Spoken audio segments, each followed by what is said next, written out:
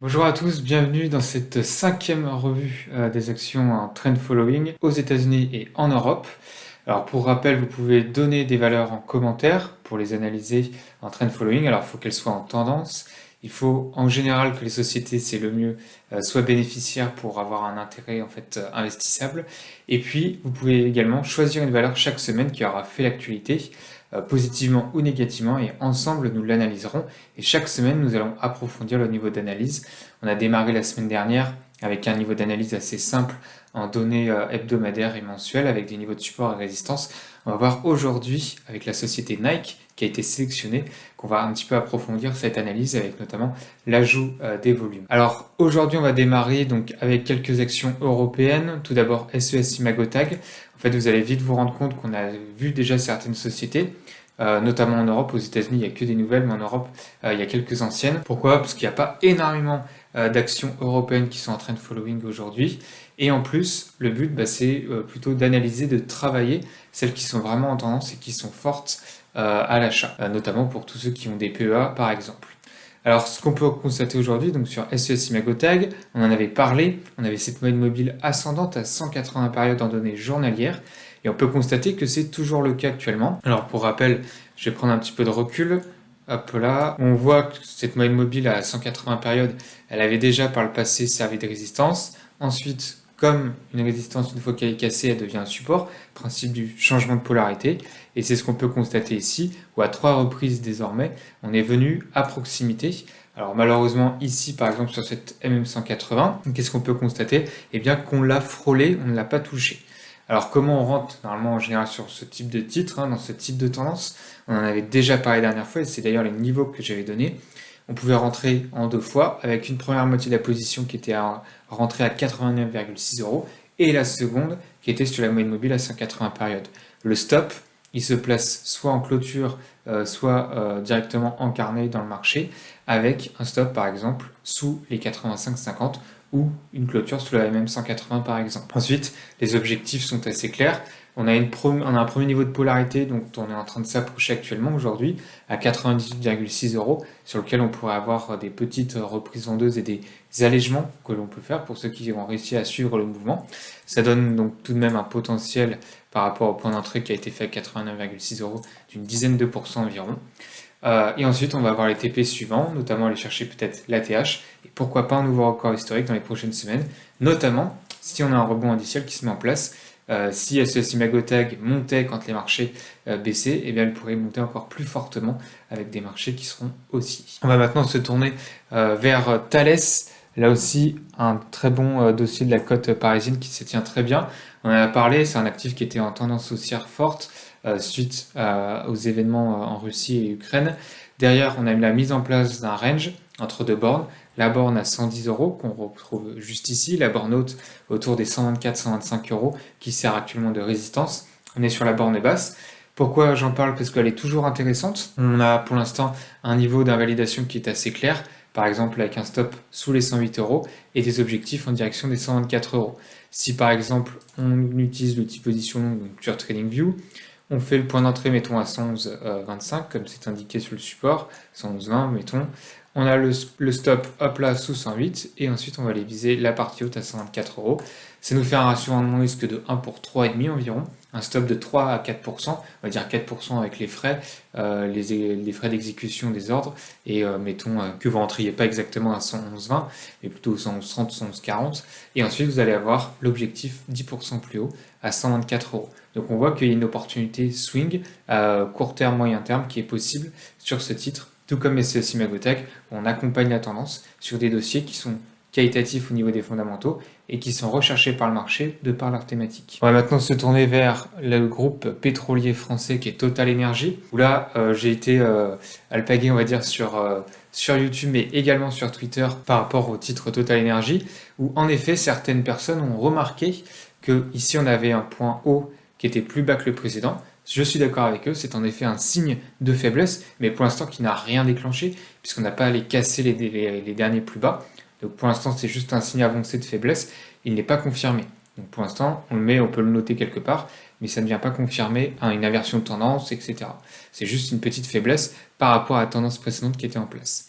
Ensuite, on a également discuté avec certains qui débattaient à juste titre, est-ce que la MM200, en fait, elle s'est pas faite un peu enfoncer à de multiples reprises, notamment si on fait avec l'ajustement des dividendes comme ceci. On voit que ici, donc elle a un petit peu traversé, ici c'était parfait, par contre ici sur le dernier point, eh bien on a traversé la tendance, contrairement aux deux autres fois où c'était un petit peu mieux. Alors en effet, si on prend une MM200, j'ai pris une moyenne mobile standard que tout le monde utilise, qui est notamment utilisée par les institutionnels, qui est très regardée par les gérants, pour savoir si un actif est haussier à long terme ou pas. Donc ça c'est pour l'esprit de la figure. Si maintenant on veut être précis, vous l'avez vu sur par exemple SEC Magotech, j'ai pas pris une MM200, j'ai pris une MM 180 pour être le plus précis possible, pour attraper le point bas le plus proche possible de manière optimale. Si on veut être précis cette fois-ci, et bien dans ce cas, rien ne nous empêche de paramétrer notre moyenne mobile. Et par exemple, donc, moi c'est ce que j'ai trouvé, mais peut-être que vous trouverez 248, etc. Et bien moi j'ai trouvé une moyenne mobile à 250 périodes. Et quand on met la moyenne mobile à 250 périodes, on se rend compte de quoi? Que ici, c'était le parfait point bas, ici c'était le parfait point bas, et là, on se rend compte que c'était la clôture de la bougie du 23 septembre et que tout de suite, ensuite on a eu 3 jours successifs où on a eu des mèches, une ouverture sous la MM250, puis on a clôturé au-dessus, ce qui vient valider que c'est une polarité vraiment intéressante et qui est celle-ci, cette polarité mobile. Alors aujourd'hui, on ouvre avec un gap haussier après un fort chandelier qui est lié à l'actualité, notamment au fait qu'il y ait des rumeurs comme quoi lors de la prochaine réunion de l'OPEP, on pourrait avoir une réduction d'1 million de barils jour dans la production mondiale, ce qui normalement devrait pousser donc à la hausse, on l'a vu, les cours du baril. Ça profite donc aux géants Total Energy.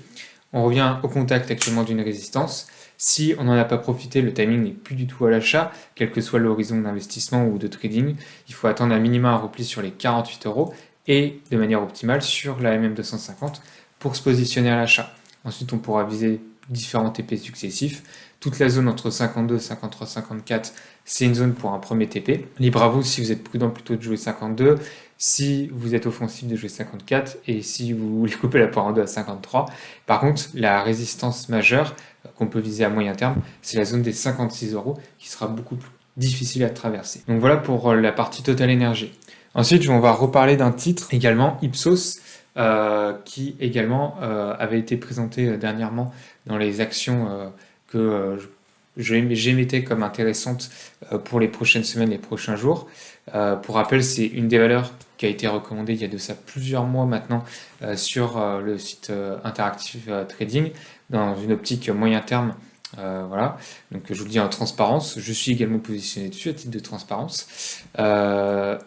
Le titre Ipsos actuellement, là aussi, même configuration que Total Energy, on ouvre avec un gap haussier. Alors là, de manière positive, contrairement à Total Energy, on ouvre juste au-dessus de la résistance. On la reprend pour l'instant en ouverture. L'objectif est clair pour la valeur, c'est d'aller rechercher les 50 euros et des nouveaux records historiques. Si on n'est pas positionné sur la valeur, il faut continuer de surveiller déjà si on a un éventuel repli maintenant sur ces zones qu'on va pouvoir identifier en live ensemble, juste ici, hop là, qui est à 44,65, comme ceci. Donc ça va être le premier niveau sur lequel on va pouvoir commencer à accumuler et revenir à l'achat sur le titre, puisqu'on voit qu'elle a servi de support à de multiples reprises, cette zone, lors des dernières séances. Donc ça, c'est un niveau court terme et moyen terme pour une demi-accumulation, 50% de sa ligne. Et pour ensuite finir l'accumulation, en cas de dégradation des marchés, on surveillera avec le passage, on va mettre la MM200, voilà, avec le passage de la MM200 et la zone des 43 euros juste en dessous. Là, on sera vraiment dans cette zone.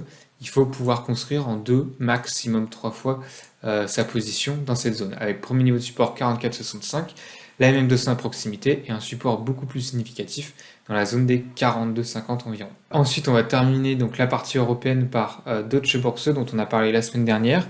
On va préciser quelques éléments sur elle aussi qui reste très forte. Donc action qui cote en Allemagne, contrairement à toutes les actions qu'on a présentées jusqu'alors qui étaient françaises. Donc Deutsche Börse, pour l'instant on est toujours donc en tendance haussière dans toutes les unités de temps. Pour rappel, si vous vous placez en données hebdomadaires comme ceci, hop là, et que je vous mets une moyenne mobile à 150 périodes comme indiqué, et ben vous allez trouver approximativement sur la dernière décennie tous les points bas intéressants pour vous positionner sur le marché.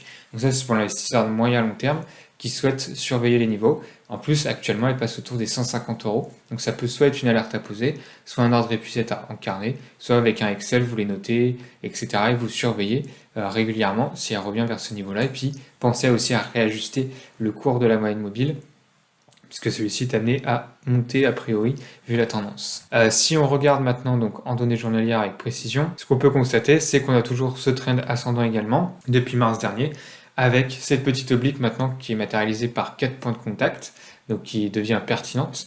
Pour l'instant on est en prise au niveau du support résistance autour des 170 euros. Le marché n'a pas encore tranché s'il s'en servait comme pivot, mais en tout cas c'est une zone qui est énormément travaillée. À très court terme, c'est compliqué d'engager des trades sur ce niveau-là. À la limite, ce qui peut bien évidemment être essayé par les opérateurs, c'est par exemple de prendre par rapport à ce niveau horizontal aussi des 165 euros, qui est juste ici. Voilà, 165 euros. On a un niveau d'invalidation qui est assez proche, sous la bougie verte qui est ici, si on zoome, comme ceci. Voilà, on met le stop sous cette bougie-là. On achète idéalement sur les 165 euros, passage du niveau horizontal des dernières séances avec également cette oblique. Et ensuite, eh bien, c'est de viser la partie haute de cette zone de travail de la valeur. Et ce qui nous donne un ratio rendement risque, là aussi de 1 pour 3, donc qui est pertinent et qu'on peut retenir pour la travailler tout simplement à l'achat, même si ce n'est pas optimal, puisque en tout cas pour l'investisseur de moyen terme, il faudra vraiment patienter d'avoir ce retour vers cette MM150 hebdomadaire pour revenir un peu plus massivement à l'achat, mais des petites opportunités se créer pour ceux qui sont un petit peu en intra-swing très court terme. Donc voilà. On va maintenant enlever ceci, on va sortir de la sphère européenne, on va se diriger vers les États-Unis, où il y a plusieurs valeurs qui ont été proposées, et je crois que la quasi-totalité des valeurs, à l'exception peut-être d'une, ça vient en fait de vos commentaires et de vos propositions. Donc là, vous avez fait beaucoup de propositions que j'ai jugées assez pertinentes, notamment avec tout d'abord donc le géant qui est un conglomérat américain 3M. Alors pour rappel, donc un conglomérat qui fait à la fois de la colle, des produits de lutte contre l'incendie, matériel de santé, des projecteurs. Donc on est vraiment dans un conglomérat qui fait voilà, de l'outillage et des éléments du quotidien à la fois pour les particuliers et les professionnels, qui est 3M. Donc on va regarder maintenant en données déjà hebdomadaires, voire mensuelles, voilà, mensuelles, comme ceci, et on va regarder tout simplement, voilà, en données mensuelles, le géant 3M. Ce qu'on peut constater, donc déjà, c'est qu'à long terme, on est dans une tendance haussière. Néanmoins, depuis 2 ans, environ 2-3 ans, on est plutôt en train de se chercher. On a un conglomérat qui est plutôt en phase de neutralité, puisqu'on revient en fait sur les points bas qui ont été travaillés 2013-2014. On est sur un important niveau de support, c'est d'ailleurs ce que soulignait la personne qui a proposé la valeur. C'est une valeur qui a aussi des niveaux de valorisation qui étaient jugés faibles par cette personne, mais également qui a un rendement du dividende qui apparaît attractif. Sur ce niveau-là, évidemment que on peut acheter et essayer, ne serait-ce qu'en swing, voire en investissement, de se positionner sur cette valeur. Pourquoi ? Parce qu'on a un ratio rendement risque qui est assez idéal. Le niveau d'invalidation, il va être clair. Si on regarde, en achetant sur les 108 $, en mettant un niveau d'invalidation sous les dernières mèches des dernières années, ce qui fait pour l'investissement en stop relativement serré, 6%. Si on veut être plus prudent, on peut aller mettre sous cette mèche qui est juste ici de février 2014, et ça nous donne cette fois-ci un stop de 12%. Donc ça reste relativement aussi serré pour l'investissement comme niveau d'invalidation. Et derrière, on va pouvoir mettre des objectifs à, mettons, 26%, si on a déjà un ratio rendement risque de 1 pour 2, donc ce qui est déjà très positif.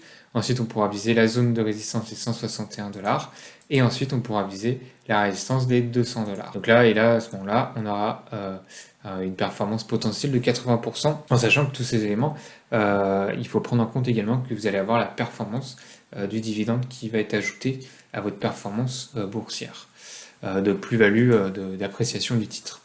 Donc pour l'investissement, c'est vraiment idéal en termes de timing pour se positionner à la valeur. À court terme également pour du trading, c'est assez idéal puisqu'on a des niveaux d'invalidation assez importants.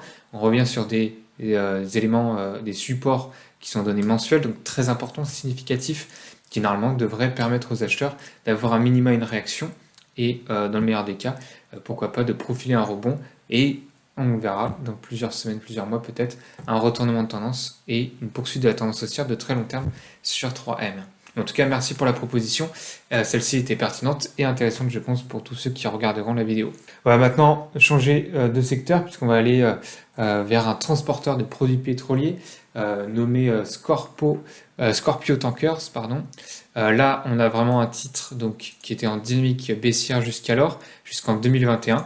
Mais si on se place en données hebdomadaires, puis on va voir en données journalières, on voit là qu'on a un très beau trend qui s'est mis en place jusqu'à présent et on peut matérialiser cette tendance avec le passage de cette oblique bleue juste ici pour accompagner la tendance. Alors, comment on peut se positionner sur le titre? Déjà, plusieurs manières de le faire selon l'horizon de temps comme d'habitude. Si on y va plutôt en court terme, on a cette oblique bleue à repérer qui va aussi servir de niveau d'invalidation. En revanche, si on est investisseur plutôt de moyen terme, là où ça va être intéressant, c'est qu'en cas de petite décrue du pétrole, pour l'instant ce qui n'est pas du tout le cas, eh bien on pourrait peut-être avoir un repli sur un important niveau de support, qui est la zone entre 35 et 37 $. Et en plus, en fait, on a un gap qui a été laissé ouvert par le marché. Et ce gap, normalement, devrait servir de zone support. Et donc, il faudra surveiller la partie haute de ce gap qui est à 35,88 $ pour l'investisseur de moyen terme pour se positionner à l'achat. En plus, ça permet à ce moment-là de jouer la thématique matières premières logistique. Voilà. On va maintenant se tourner vers une autre valeur américaine, Consol Energy. Voilà, comme ceci. On va tout de suite se donner un point de vue comme ceci, hebdomadaire. Donc là aussi, on avait un titre qui était en difficulté et qui a connu donc son point bas avec la crise du Covid. Derrière, on a eu une remontée du titre assez fulgurante, petite consolidation en fin d'année 2021, avant de connaître en 2022 un trade imperturbable jusqu'à présent, avec des nouveaux records historiques, ce qui est à signaler, alors qu'on est dans un marché qui, lui, est baissier. On va tout de suite mettre une moyenne mobile à 100 périodes pour cadrer notre tendance. Comme ceci. Donc là, on a un titre donc, qui est dans une très belle tendance haussière, qui régulièrement nous donne des consolidations pour revenir vers la moyenne mobile à 100 périodes, qui jusqu'à présent, normalement, va servir de support. Ça a été noté donc à 2 reprises. Élément intéressant, c'est qu'auparavant, ce niveau servait de résistance. Si on le regarde, juste ici, voilà. On a de multiples contacts ici qui ont servi de résistance. Changement de polarité, cassure derrière. Là aussi, on voit, si on regarde, petit retest avant la cassure. Et ici, cette fois-ci, on a une première réaction positive. Et là, dernièrement, ces derniers jours, on a eu une seconde réaction positive à proximité en plus d'un support autour des 57 $, à un niveau de polarité intéressant. Alors attention, aujourd'hui, on revient sur un niveau de résistance. Timing pas du tout à l'achat pour l'instant. Mais du coup, il faudra surveiller, soit premièrement avec une cassure en clôture et une clôture au-delà des 69 $. À ce moment-là, c'est un nouveau signal d'achat et on pourra filer direction la TH. Si jamais on avait un échec ou que vous voulez jouer la carte de la prudence, le but c'est d'acheter le plus près possible de la moyenne mobile à 100 périodes en données journalières. On va maintenant se tourner vers Paycom Software. Alors pour ceux qui ne savent pas, c'est un Consol Energy, c'est un producteur exportateur de charbon. Et là on va passer à Paycom Software, qui est cette fois-ci une société de technologie qui fait des logiciels pour les ressources humaines. Donc on n'est pas du tout dans les mêmes secteurs, ni sur les mêmes niveaux de valorisation. Donc Paycom Software, on va tout de suite se placer en données hebdomadaires pour prendre du recul sur le titre. Voilà, comme ceci. On a donc hop là, une belle tendance haussière sur le titre qui est matérialisée notamment avec cette magnifique oblique bleue comme on peut le voir. On a un trend qui est ascendant dans toutes les unités de temps. Alors même si on a une petite consolidation, enfin une consolidation en tout cas du titre qui s'est mis en place à début d'année 2022. Mais chose intéressante pour nous à ce moment-là, on revient vers des niveaux de support assez attractifs et notamment on surveillera la zone environ des 270-275 $, où on a le passage à la fois de l'oblique bleue et un niveau horizontal d'importance. Donc si jamais le titre venait, Paycom Software, à revenir sur cette zone, 270 $, 275 $, ça serait un timing à l'achat assez opportun. Là aussi avec un niveau d'invalidation qui serait très proche et avec un potentiel qui serait élevé. Donc un ratio rendement-risque qui serait assez idéal pour le trader comme pour l'investisseur de moyen terme. On va enfin terminer cette revue des actions américaines en trend following par une société qui s'appelle Stride, qui travaille notamment à fournir des outils informatiques et de technologie pour les services éducatifs. Hop là, donc le code mnémonique c'est LRN. Si on place en données hebdomadaires, on a un titre, regardez, qui est relativement neutre durant 2008 jusqu'à 2020. Mais avec le Covid, eh bien, le déploiement de ces technologies a plutôt été positif et on voit que le titre est maintenant dans un trade ascendant un petit peu plus régulier que l'explosion qui avait eu lieu précédemment. Si on zoome maintenant aux données journalières, on va pouvoir zoomer sur ce canal ascendant et donc là il va sauter aux yeux en fait tout simplement qu'il faut revenir le plus près possible de ce canal haussier, notamment dans la zone des 37-38 $, avec le passage en plus à proximité d'un niveau horizontal. Donc vous allez avoir le support oblique du bas de canal ainsi que le niveau horizontal qui va vous donner de la pertinence et de la force pour passer à l'achat avec des niveaux d'invalidation là aussi très clairs, soit une sortie par le bas du canal avec une clôture et ou par exemple un niveau d'invalidation sous les récents plus bas.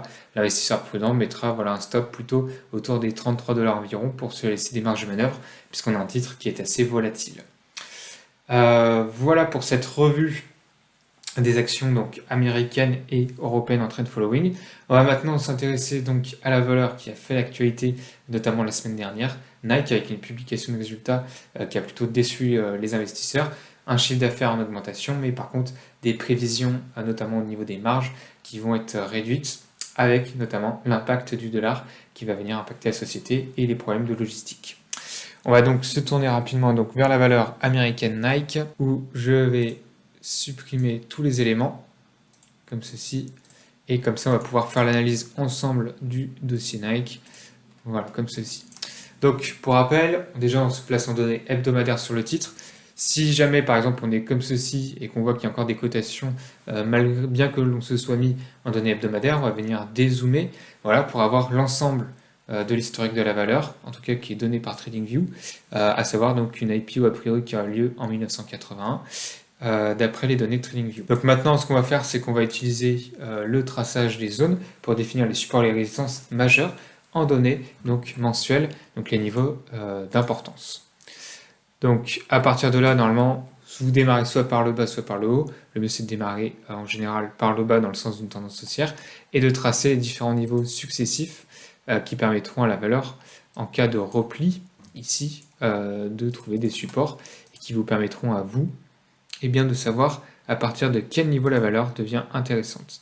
Donc là, je trace les niveaux que je vais ensuite donc élargir sur la droite pour qu'ils soient pertinents dans le futur et que je les retrouve. Hop là, on va aussi tracer donc ce niveau ici. Le but, c'est pas de tracer tous les niveaux, c'est de tracer les niveaux majeurs. Et plus il y a de points de contact, plus ces derniers seront pertinents. Ceux qu'on va apprécier particulièrement, c'est par exemple celui-ci. Pourquoi? Eh bien parce qu'on a eu ici résistance, il a été cassé, pullbacké une première fois, donc principe du changement de polarité, pullbacké une seconde fois.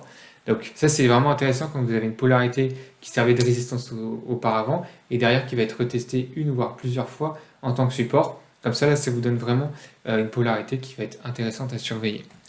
Ensuite, on va pouvoir, à partir de ce moment-là, puisqu'on va travailler sur les 2-3 dernières années, on va pouvoir zoomer pour être plus précis et passer cette fois-ci en données hebdomadaires, comme ceci. Donc là aussi, on va tracer les différentes zones que nous jugeons à ce moment-là pertinentes. Pas hésiter à laisser partir sur la droite ensuite les différents supports pour qu'ils soient affichés dans le futur sur nos graphiques. Alors à partir de là, je vais pouvoir changer mon code couleur pour les passer en résistance. Faut pas oublier de le faire, ça c'est pas faux graphiquement si vous laissez la même couleur, c'est juste pour vous assister et vous aider graphiquement à rapidement voir où se situent les opportunités et les dangers sur votre graphique. On va tracer également la zone de travail ici au niveau de la TH, comme ceci. Voilà. Donc là on a donné grosso modo les principales zones qui vont servir de support et de résistance pour le titre en données mensuelles et en données hebdomadaires. Avant de zoomer, on va revenir rapidement en données mensuelles et on va regarder quelques éléments. Déjà, est-ce qu'on a une tendance haussière à long terme? La réponse est oui. En revanche, qu'est-ce qu'on peut constater? C'est que le dernier chandelier, on ne va pas compter le chandelier qui est en cours, puisque ça fait trop 2 jours à compter d'aujourd'hui, enfin même une journée puisqu'on est aux États-Unis, il n'y a pour l'instant qu'une journée de cotation, notre pauvre chandelier, du mois d'octobre. Donc ce qu'on peut constater, c'est qu'en tout cas, le mois de septembre a été vraiment catastrophique pour le titre, et en plus ça fait suite à plusieurs mois catastrophiques successifs. Ce qui est important de noter également, c'est qu'on arrive sur un niveau mensuel qu'on a identifié comme important, et à partir duquel un rebond pourrait potentiellement se mettre en place. Mais pour ça, il va falloir ensuite aller chercher d'autres informations. On va notamment regarder les volumes. Et ce qu'on peut constater, chose intéressante, ce que je peux vous inviter à faire, quel que soit le logiciel que vous utilisez, c'est en plus de mettre l'indicateur volume, de mettre, pourquoi pas, une moyenne mobile sur ces volumes. Ici, vous avez une moyenne mobile à 20 périodes sur les volumes. Alors normalement, j'utilise en données journalières principalement. Et 20, pourquoi? Parce que c'est à peu près le nombre de séances qu'il y a par mois, puisque vous avez 4 semaines, et chaque semaine est composée de 5 jours de cotation, donc ça vous fait 20 séances à peu près. Donc ça veut dire que vous aurez en données journalières la moyenne mensuelle des volumes sur le dernier mois, quoi. Et donc ici, j'ai toujours cette MM20. Ça permet de rapidement capter si on a des volumes importants ou pas. Ce qu'on peut constater, c'est si je fais la fonction replay, qu'on se place juste ici, c'est que jusqu'à présent, on avait plutôt des volumes acheteurs qui dépassaient cette moyenne mobile, mis à part lors de l'événement du Covid. Donc c'était des facteurs positifs qui accompagnaient la tendance haussière. Néanmoins, si on regarde ensuite ce qui s'est passé par la suite, eh bien, c'est qu'on a eu derrière une catastrophe entre guillemets, puisqu'on a eu une accélération avec des volumes beaucoup plus importants. On va mettre en x3, voilà, pour accélérer un petit peu plus, puisqu'on a eu des volumes vendeurs qui ont commencé à apparaître. Je vais même x10 parce que c'est un petit peu long. Voilà. Et cette fois-ci, vous voyez, les volumes vendeurs sont plus importants que les volumes acheteurs premièrement, et en plus ces volumes vendeurs vont venir successivement à chaque fois dépasser la moyenne mobile qui sert de référence pour savoir si les volumes sont importants ou non. Et donc ça c'est plutôt des facteurs négatifs, ça veut dire qu'on a vraiment une pression vendeuse qui est beaucoup trop importante sur le titre pour que les acheteurs puissent réussir à au moins endiguer la pression vendeuse. Hop là. Et en plus, ça fait, sur les 4-5 derniers mois, on a 4-5 fois à chaque fois des volumes vendeurs assez explosifs. Donc ça, il faut le savoir, quand on va se positionner à l'achat sur le titre, on est à l'encontre de la tendance de court terme et de moyen terme, premièrement. Et deuxièmement, on est face à une force qui est nécessairement supérieure à nous en nombre. Donc ça va être très difficile, imaginez-vous sur un champ de bataille, vous avez une force qui court déjà depuis 1 km à pleine vitesse sur vous et qui est supérieure en nombre, donc évidemment, qui a statistiquement, les chances de gagner la bataille ne sont pas en votre faveur. Et donc ça s'applique ici largement au trading, c'est que statistiquement vous êtes contre la tendance. Donc là il faut vraiment avoir des ratios rendement-risque assez importants et avoir des signaux importants pour pouvoir se placer face à eux. On va maintenant faire le même travail en données hebdomadaires, où là c'est encore plus significatif puisqu'on regarde sur le mois de septembre, et la semaine dernière on pourrait quasiment attribuer ça en fait à un sell-off puisqu'on a eu une explosion des volumes vendeurs qui sont équivalents à ceux qu'on avait eu durant la crise du Covid. Donc c'est dire la force vendeuse qui était présente sur le marché et le nombre d'échanges qui sont intervenus sur ce niveau-là. On va effectuer la même chose maintenant en données journalières. On va également affiner si on a besoin de tracer des niveaux intermédiaires. A priori, non. Néanmoins, il y a un élément qui doit également vous sauter aux yeux, donc mis à part l'explosion des volumes, donc là on peut le constater, on va l'enlever pour faciliter notre travail visuel. Eh bien, c'est que vous avez eu, et on pourra les étudier plus précisément lors d'une prochaine vidéo, ce qu'on appelle un gap baissier. En l'occurrence, celui-ci intervient lors d'une publication de résultats. La plupart des gaps de cette taille, en tout cas, en général, sont liés à une actualité qui soit liée ou pas à la valeur. Ensuite, vous pouvez avoir énormément de gaps qui sont liés parfois à l'illiquidité de la valeur ou à des mouvements de marché très rapides qui peuvent même avoir lieu en intraday. Mais ici, c'est vraiment lié par contre à une actualité, donc comme on l'a dit, la publication de la société qui a déçu les investisseurs. Élément, premièrement, on va dire positif, c'est qu'on n'a pas eu d'accélération baissière, qu'on est arrivé sur un niveau de polarité, actuellement un support, qu'un doji s'est mis en place et que le chandelier suivant est un chandelier vert. Mais maintenant, rien n'est fait. Pourquoi? Parce que jusqu'à présent, on est bloqué pour l'instant tout en bas au niveau du gap. Et ce qu'il va falloir surveiller pour avoir une opportunité potentielle d'avoir une accélération et un rebond sur le titre, eh bien ça va être de casser approximativement, on va dire pour faire simple, je vais le mettre en bleu, hop là, je vais mettre le niveau exact, les 86,50 $ pour faire simple. Tant que vous n'aurez pas dépassé 86,50 $, a priori, vous n'aurez pas de comblement du gap qui sera engagé par les opérateurs. En cas de dépassement des 86,50, à ce moment-là, vous pourrez potentiellement avoir un comblement du gap qui va se situer pour sa partie haute à 94,50 $. Et à ce moment-là, on pourra commencer à parler peut-être de stabilisation du titre et pourquoi pas ensuite d'un rebond. Mais pour l'instant, en l'occurrence, tant que vous n'avez pas de dépassement des 86,50 $, c'est très risqué de se positionner à l'achat sur le titre, puisque rien n'est fait.